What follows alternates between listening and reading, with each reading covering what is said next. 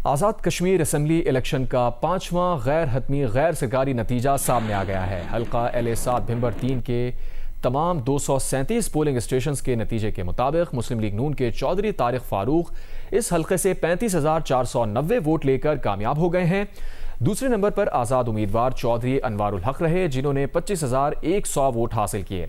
चौधरी अनवारुल हक आज़ाद कश्मीर के वज़ीर आज़म रहे हैं, जो पिछले असम्बली इंतखाबात में तहरीक इंसाफ के टिकट पर कामयाब हुए थे।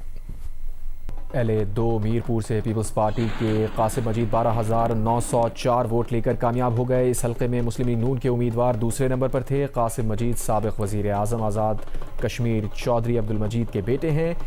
LA3 मीरपुर से पीपल्स पार्टी के चौधरी यासिर सुल्तान 11,676 वोट लेकर जीत गए हैं। उन्होंने मुस्लिम लीग नून के उम्मीदवार चौधरी मोहम्मद सईद को शिकस्त दी है। चौधरी यासिर सुल्तान आज़ाद कश्मीर के साबिक़ सदर और साबिक़ वज़ीर आज़म बैरिस्टर सुल्तान महमूद चौधरी मरहूम के साहबजादे हैं। LA4 खड़ी शरीफ से मुस्लिम लीग नून के चौधरी रुखसार अहमद 20,172 वोट लेकर कामयाब। इस हल्के से पीपल्स पार्टी के उम्मीदवार सुहेब अरशद दूसरे नंबर पर रहे। LA9 कोटली से मुस्लिम लीग नून के उमैर नईम 31,080 वोट लेकर जीत गए हैं। पीपल्स पार्टी के जावेद इकबाल पठानवी ने इस हल्के से 28,509 वोट हासिल किए हैं। मज़ीद तफसीलात जानते हैं मीरपुर से GO न्यूज़ के नुमाइंदे आबिद हुसैन शाह से। आबिद, बताइएगा अब तक की क्या डिटेल्स हैं मज़ीद? आबिद, हमारे नाज़रीन को आज अब तक होने वाले जो नताइज हैं उनके बारे में आगाह कीजिएगा। जी, मीरपुर के आज़ाद कश्मीर कानून साज असम्बली के हल्का LA1 डडियाल से मुस्लिम लीग नून के उम्मीदवार चौधरी अजहर सादिक गैर हतमी गैर सरकारी नताइज के मुताबिक पहले नंबर पर, हल्का LA2 चकसवारी 2 से पीपल्स पार्टी के उम्मीदवार चौधरी कासिम मजीद गैर हतमी गैर सरकारी नताइज के मुताबिक पहले नंबर पर, और इसी तरह हल्का LA3 मीरपुर शहर से पीपल्स पार्टी के उम्मीदवार चौधरी यासिर सुल्तान पहले नंबर पर, और हल्का LA4 की अगर बात की जाए तो वहां से नून लीग के कैंडिडेट चौधरी रुखसार अहमद भी पहले नंबर पर। इसी तरह भिंबर में अगर रिजल्ट्स को देखा जाए तो भिंबर की तीनों नशिस्तें नून लीग जीतने में कामयाब हो चुकी है। जी, बहुत शुक्रिया आपका आबिद हुसैन, आप अपडेट कर रहे थे इस मुताल्लिक।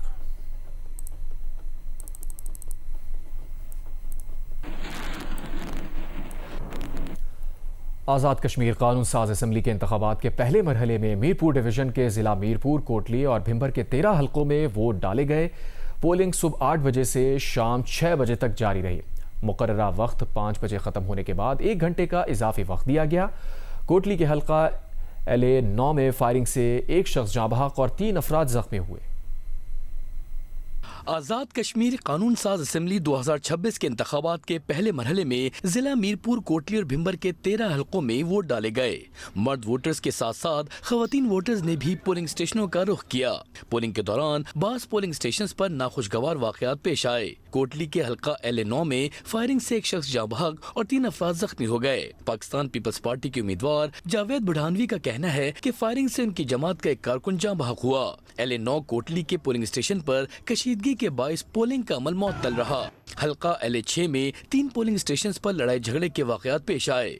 SSP चौधरी अमीन के मुताबिक मुसल्लह अफराद ने खौफो हिरास और अमले से बैलेट बॉक्स छीनने की कोशिश की। हल्का LA6 भिंबर में दरबार बाबा शादी शहीद पोलिंग स्टेशन पर कुछ अफराद ने पोलिंग बॉक्स छीन कर आग लगा दी, जिससे कास्ट किए गए बैलेट पेपर जल गए। गर्म मौसम और बिजली की अदम फरहमी ने वोटर्स को परेशान किया रखा। कोटली में खवातीन के पोलिंग स्टेशन नंबर 38 में सुबह से ही बिजली की फरहमी मुअत्तल रही, जिसके बाइस पोलिंग अमले को मुश्किलात का सामना रहा। पोलिंग अमले की खवातीन गर्मी से बचने के लिए दस्ती पंखे इस्तेमाल करती रहीं। घड़ी ने शाम के 5 बजाए तो पोलिंग के वक्त में 1 घंटे का इजाफी वक्त दे दिया गया और यूं पोलिंग का अमल 6 बजे तक जारी रहा। 6 बजने के बाद बैलेट बॉक्स खुले और गिनती शुरू हुई। जूं वक्त गुजरता गया, सियासी जमातों के अपने अपने डेरों पर जश्न का सिलसिला भी शुरू हो गया। जैसे ही गैर सरकारी और गैर हतमी नतीजा मौसूल होता है, वहीं जश्न भी शुरू हो जाता है। पाकिस्तान ने भारत को खबरदार किया है कि पाकिस्तान किसी भी भारतीय मुहिम जोई को नाकाम बनाने के लिए पूरी तरह पुरअज़्म है। भारत इश्तियाल अंगेज़ बयानबाजी करते हुए पाकिस्तान के अज़्म को कमज़ोर ना समझे। पाकिस्तान ने भारतीय वज़ीर दिफ़ा के मक़बूज़ा कश्मीर से मुताल्लिक़ बयानात को इश्तियाल अंगेज़ और गैर ज़िम्मेदाराना करार दिया है और आलमी बिरादरी से उनका नोटिस लेने का मुतालबा किया है। तर्जुमान दफ्तर खारजा ने कहा है कि भारत इश्तियाल अंगेज़ बयानात के जरिए खित्ते में दहशतगर्दी की सरपरस्ती, अपने दाखिली अदम इस्तेहकाम से तवज्जो हटाने की कोशिश कर रहा है। भारतीय वज़ीर दिफा के बयानात अक़वाम मुत्तहिदा में तस्लीम शुदा मसला कश्मीर से मुताल्लिक़ हक़ाइक़ मस्ख़ करने की कोशिश है। वज़ीर दिफा ख्वाजा आसिफ ने कहा, पाकिस्तान अमन और मुज़ाकरात की अपनी पॉलिसी पर कायम है।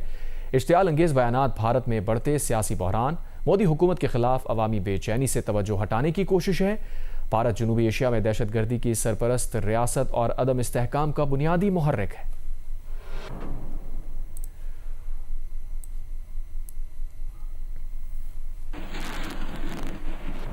मंगल 28 जुलाई के लिए पेट्रोलियम मसनूआत की नई कीमतों का ऐलान किया गया है। डीजल की कीमत में ₹3.37 फी लीटर इजाफा किया गया है, जबकि पेट्रोल ₹1 फी लीटर सस्ता कर दिया गया है। पेट्रोल की नई कीमत ₹334.18 फी लीटर मुकर्रर की गई है, जबकि डीजल की नई कीमत ₹386.83 फी लीटर मुकर्रर की गई है।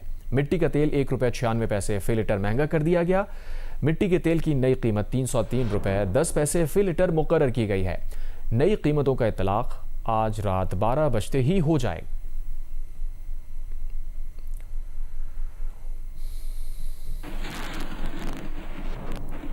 अमेरिका और ईरान के एक दूसरे पर हमलों में वक्फा आ गया है। अमेरिका ने ईरान से मुज़ाकरात का दावा किया है, जबकि ईरान ने उसकी तरदीद की है। अमेरिकी सदर ट्रंप का कहना है कि अमेरिका ईरान के साथ संजीदा मुज़ाकरात कर रहा है। सफारतकारी नाकाम हुई तो ईरान के खिलाफ ताकतवर फौजी कार्रवाई करेंगे। ट्रंप ने कहा, सफारतकारी को ज़्यादा वक्त नहीं देंगे। ईरान मुज़ाकरात नाकाम हुए तो ताकतवर फौजी ऑपरेशन के लिए तैयार हैं। सफारतकारी तेज़ी से होनी चाहिए, वरना फिर बिल्कुल नहीं होगी। तर्जुमान ईरानी वज़ारत ख़ारजा इस्माइल बक़ाई ने कहा, अमेरिका सालिसों के जरिए पैगामात भिजवा रहा है, लेकिन फ़िलहाल हमारी कोई बातचीत नहीं हो रही। वाज़ेह किया, ईरान ने अमेरिका से मुज़ाकरात की बहाली की कोई दरख्वास्त नहीं की। मुज़ाकरात की खबरों के बाद खाम तेल की कीमतों में कमी, ब्रेंट क्रूड $90 फ़ी बैरल पर आ गया।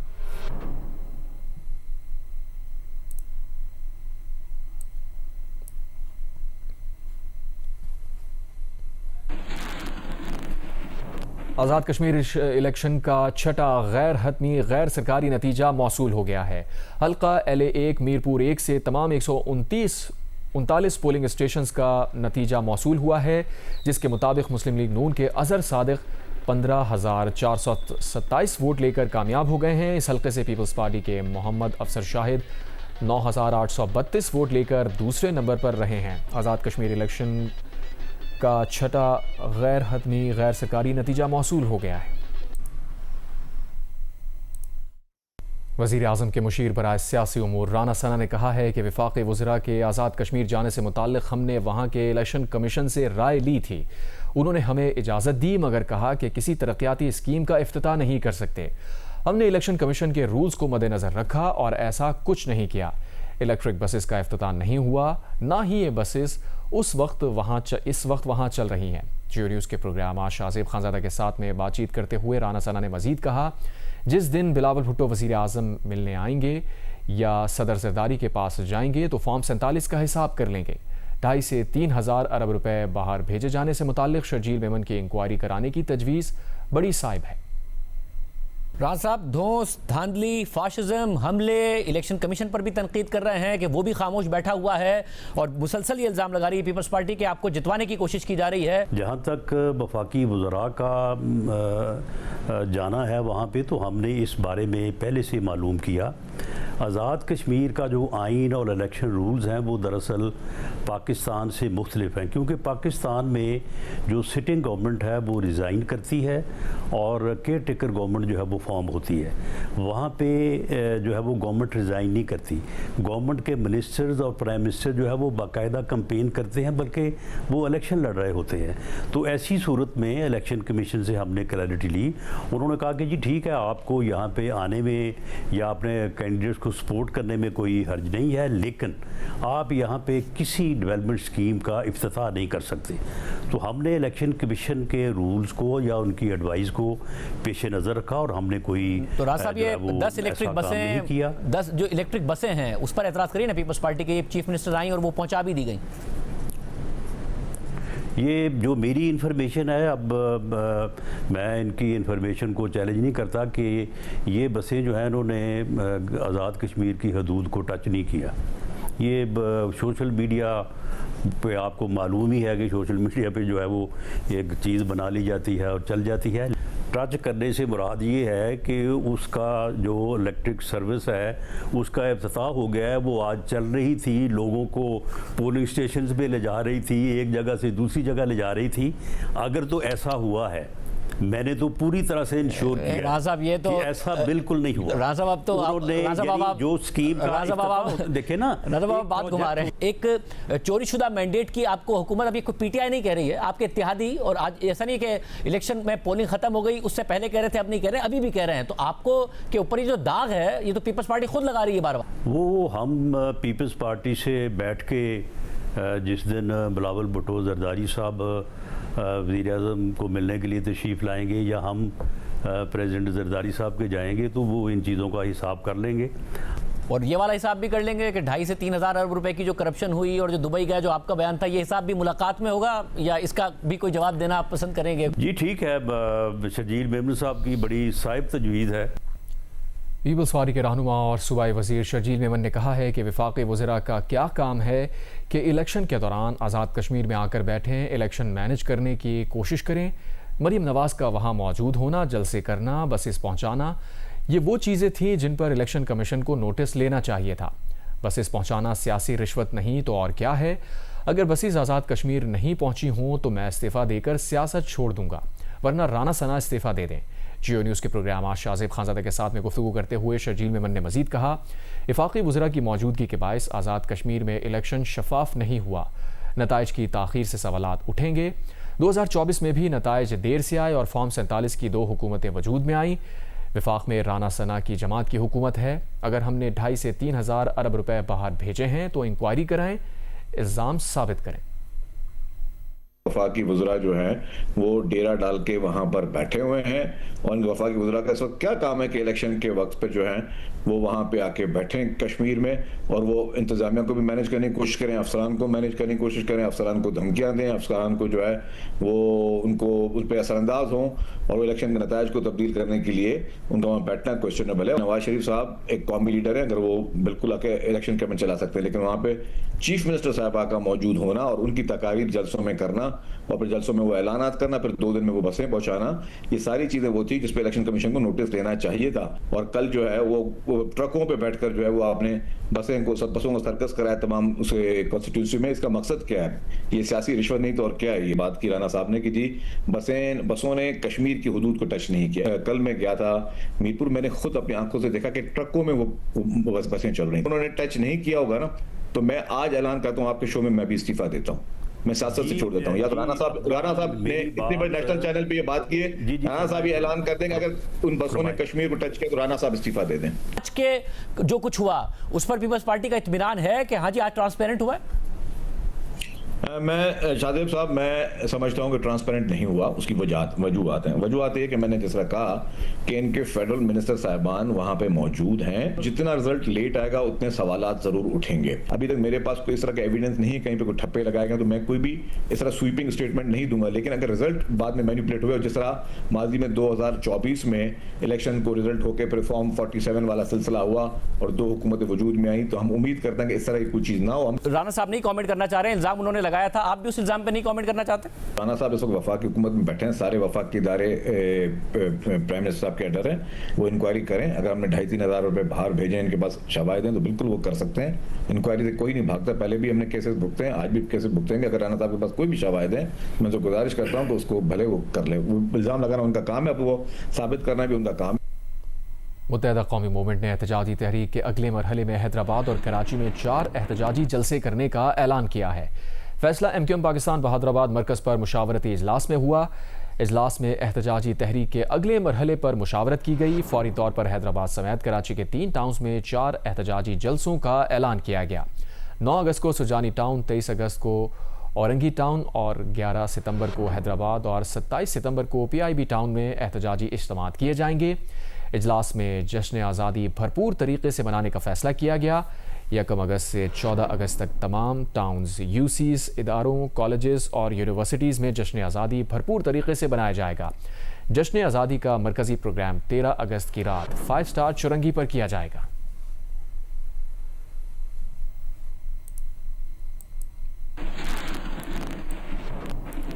वज़ीर आज़म शहबाज शरीफ से चीन के पाकिस्तान में सफ़ीर ने मुलाकात की। वज़ीर आज़म ने चीन के सदर शी जिनपिंग और वज़ीर आज़म ली चैंग के लिए नेक तमन्नाओं और खैर सगाली का इजहार किया। मुलाकात में मशरिक़ वस्ता, अफ़गानिस्तान और जनूबी एशिया समेत खित्ते की मजमूई सूरत हाल पर तबादला ख्याल किया गया। मुलाकात में नायब वज़ीर आज़म इसाक़ डार, वफ़ाक़ी वज़ीर हसन इक़बाल, मुशीर डॉक्टर तौक़ीर शाह और सेक्रेटरी ख़ारजा आमना बलूच भी मौजूद थी।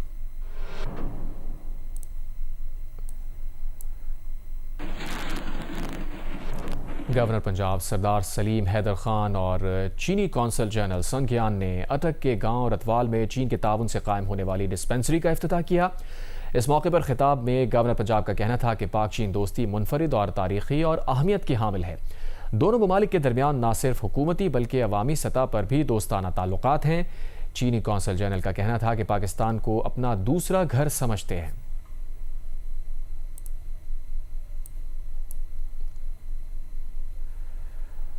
शहूर लाहौर सेक्शन पर मिशन कॉलर के करीब सैलाबी रैली ने रेलवे ट्रैक का पुल तोड़ दिया। पुल टूटने से लाहौर फैसलाबाद सेक्शन पर ट्रेनों की आमदोरफ्त मुअत्तल हो गई है।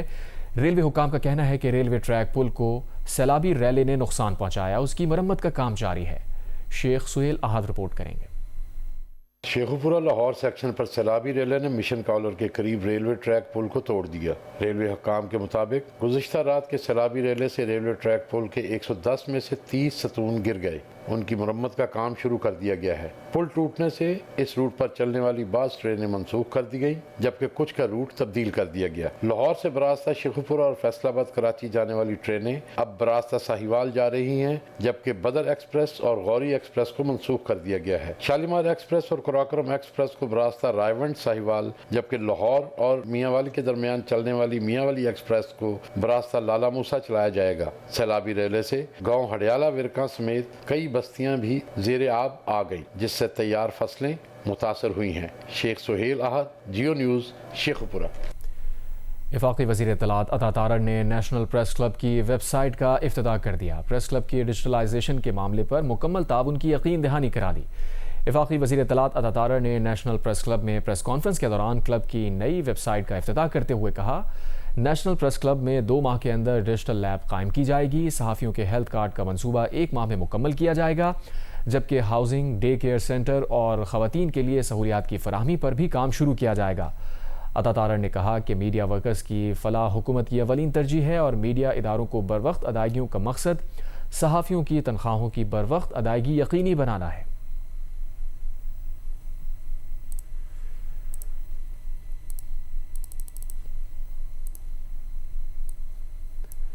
वफाकी वज़ीर पेट्रोलियम ने कहा है कि आलमी मंडी में खाम तेल समेत पेट्रोल और डीजल की कीमतें नीचे आना शुरू हो गई हैं। उन्होंने बताया कि कुछ रोज़ में कीमतों में होने वाला इजाफा नीचे आना शुरू होगा। वज़ीर पेट्रोलियम ने बताया कि ऑयल टैंकर्स कॉन्ट्रैक्टर्स एसोसिएशन से मुलाकात में ऑयल टैंकर मालिकान के वाइट ऑयल पाइपलाइन, कोयटा और किरायों पर कमेटी बना दी है। वज़ीर पेट्रोलियम ने कहा कि ऑयल टैंकर्स मालिकान के जायज़ मुतालबात हल करेंगे। बैनुल-अक़वामी मंडी के अंदर खाम तेल भी, डीज़ल भी, पेट्रोल भी नरमी की तरफ वापस जा रहा है। इसके साथ साथ अब क्योंकि एक शफाफ फार्मूला बन चुका हुआ है, तो आपके सामने आप देखेंगे कि कीमतों के अंदर जो चंद दिनों से बढ़ावे का सिलसिला जारी था, उम्मीद है वो बेहतरी की तरफ जाना शुरू होगा। ओगरा ने तयन करना है। जहाँ तक टैंकर मालिकान हजरात की बात है, ये बड़ी देर से मीटिंग का मुतालबा कर रहे थे। ओगरा के साथ कुछ तहफ़्फ़ुज़ात थे कि जो 30% मॉलिक्यूल है, जिसने ज़मीन के ज़रिए आगे मुल्क के अंदर ऊपर जाना होता है, तकसीम होना होता है, उसके अंदर इनका ख्याल था कि वो तरतीब मुनसिफाना नहीं है। तो मैंने स्पेशल सेक्रेटरी साहब की सरबराही में कमेटी बना दी है। उसके अंदर वो बैठ के तयन कर लें कि क्या उसमें कोई ज़्यादती किसी के साथ हो रही है, कोई लाडले मनमानी कोई की जा रही है कि नहीं की जा रही है, और उसका हम दावा कर देंगे। हम लोगों ने 72 घंटे का टाइम दिया था गवर्नमेंट को। अगर 72 घंटे में हम लोग साथ आप लोग मीटिंग नहीं करे या हम लोग का मसला हल नहीं करे, फिर हम लोग हड़ताल और एहतजाज पे जाएंगे। आज हम लोग के साथ मीटिंग हो चुका है। मिनिस्टर साहब ने हम लोग को 7 दिन टाइम लिया, 1 हफ्ता। अगर 1 हफ्ते में हम लोग का ये पाइपलाइन का कोटा हमें नहीं देंगे, या हम लोग का किराया नहीं बढ़ाएंगे, वो या कमर्शियल लोड नहीं बंद करेंगे, जो 2 नंबर गाड़ी लोड करे कराची से OMC वाला, तो फिर हम लोग एहतजाज पे भी जाएंगे, हड़ताल पे भी हम जाएंगे। हम अपना गाड़ी नहीं चला सकते नुकसान पे। पंजाब की सीनियर वजीर मरियम औरंगजेब ने कहा है कि 24 जुलाई को मीरपुर ने नवाज शरीफ और मरियम नवाज की आमद पर मुस्लिम लीग के हक में फैसला सुना दिया था। उन्होंने कहा कि आज आज़ाद कश्मीर के अवाम ने शेर पर मोहर लगाकर बाज़ाब्ता ऐलान कर दिया है कि आज़ाद जम्मू कश्मीर की तरक्की सिर्फ मुस्लिम लीग नून से जुड़ी है। उन्होंने कहा कि 21 जुलाई के जलसे में मुजफ्फराबाद भी अपना ये फैसला पहले ही सुना चुका है। 2 अगस्त को शेर पर मोहर लगाकर कश्मीरी अपने इस फैसले का बाज़ाब्ता ऐलान करेंगे।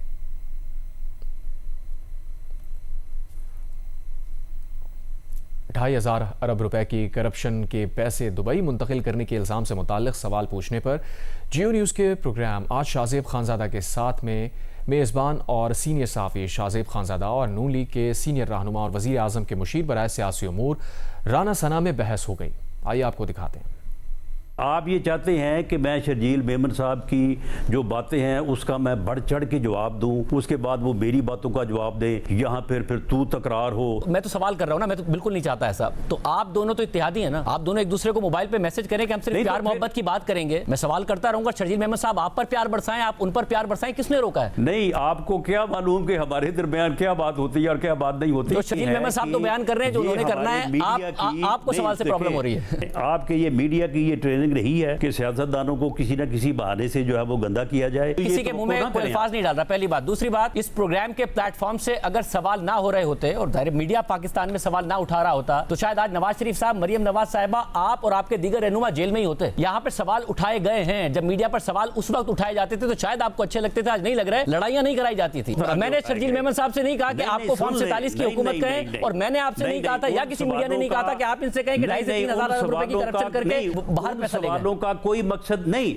उन सवालों का इन चीज़ों से तल्लुक ही कोई नहीं था। आपने सवाल वो उठाए जब उन्होंने हमारे खिलाफ गलत मुकदमे बनाए और उन्होंने ये फैसला किया कि हमने इनको छोड़ना ही नहीं है। स्टेट बैंक ने नए माली साल की पहली मॉनेटरी पॉलिसी इजलास में शरह सूद को 11.5% पर बरकरार रखा है। रियाज एंडी की रिपोर्ट।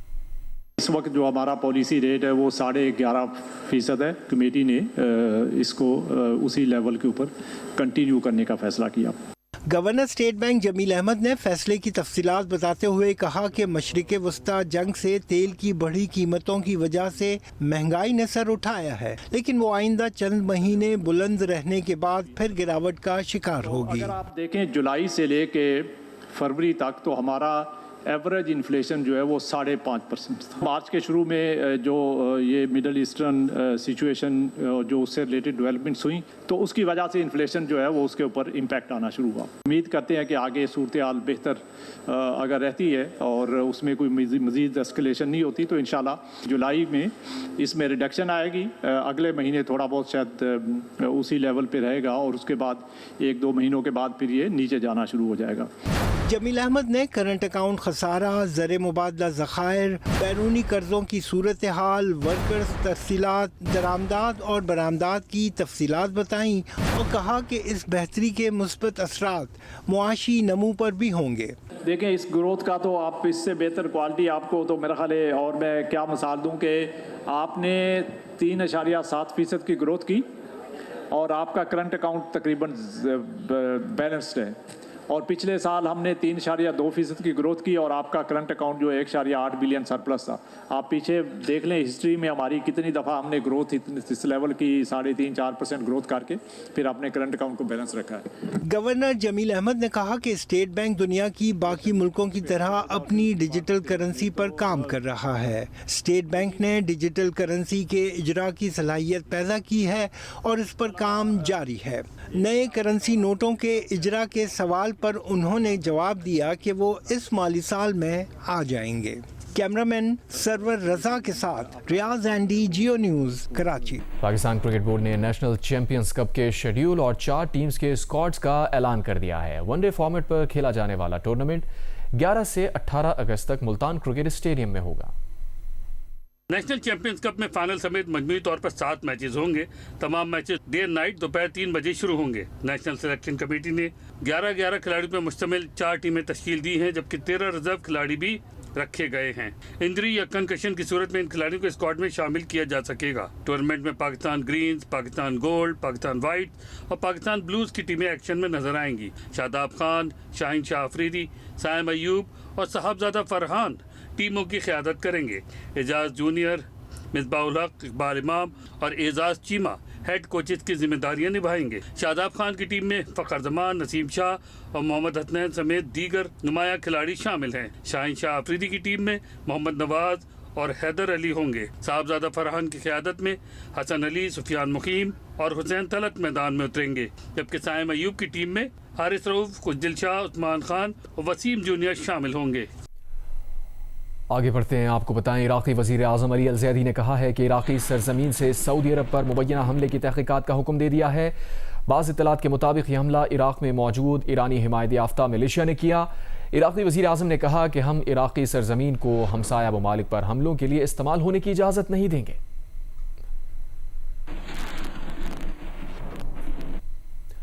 बलूचिस्तान में हेपेटाइटिस के मरीजों की तादाद मुसलसल बढ़ रही है। तिब्बी माहिरीन के मुताबिक आगाही और स्क्रीनिंग की कमी के बायस हेपेटाइटिस बी और सी के कई केसेस रिपोर्ट ही नहीं हो पाते। हेपेटाइटिस से आगाही के आलमी दिन के मौके पर कोयटा से रिपोर्ट कर रहे हैं शहाब उमर।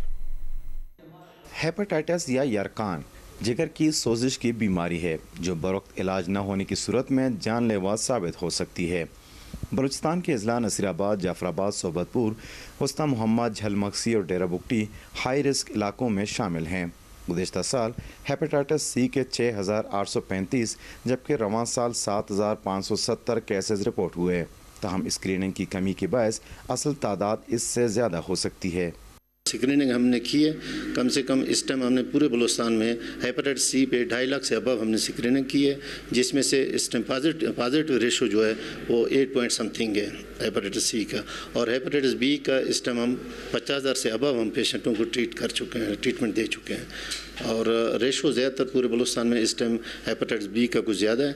तिब्बी माहिरीन के मुताबिक हेपेटाइटिस बी और सी के फैलाव की बड़ी वजूहात में सिरिंजों का दोबारा इस्तेमाल, आलूदा तिब्बी व हजामत के आलात और गैर महफूज खून की मुंतकिली शामिल हैं, जबकि हेपेटाइटिस ए और ई आलूदा पानी और नाकिस सफाई की वजह से फैलते हैं। वो काला यरकान है, वो जिसको हेपेटाइटिस बी, सी और डी कहते हैं, वो जो है नीडल शेयरिंग से, वर्टिकल ट्रांसमिशन से और हॉरिजॉन्टल ट्रांसमिशन से ये ज़्यादा फैलता है। तो इसको बचाने के लिए जो है ना सबसे पहले हर बंदे को अपने टेस्ट करवाने चाहिए, और जिसको हम स्क्रीनिंग टेस्ट करते हैं, और ये सब में ज़रूरी है। तिब्बी माहिरीन के मुताबिक हेपेटाइटिस पर काबू पाने के लिए अवाम में आगाही, बरवक्त तशख़ीस, वैक्सीनेशन और इलाज को फ़रोग़ देना ज़रूरी है, जबकि हाई रिस्क इलाकों में स्क्रीनिंग का दायरा भी वसी किया जाना चाहिए।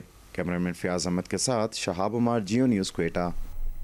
और मीरपुर से आपको अपडेट करेंगे। इस्तेहकाम पाकिस्तान पार्टी के LA-6 समाहिनी के उम्मीदवार चौधरी अलीशान सोनी को गिरफ्तार कर लिया गया है। अलीशान सोनी पर पोलिंग स्टेशन जलाने, बैलेट बॉक्स छीनने का इल्ज़ाम है। समानी हंगामा आराई पर IPP उम्मीदवार, उनका बेटा समेत 20 अफराद गिरफ्तार किए गए हैं। मुकदमा दर्ज कर लिया गया है।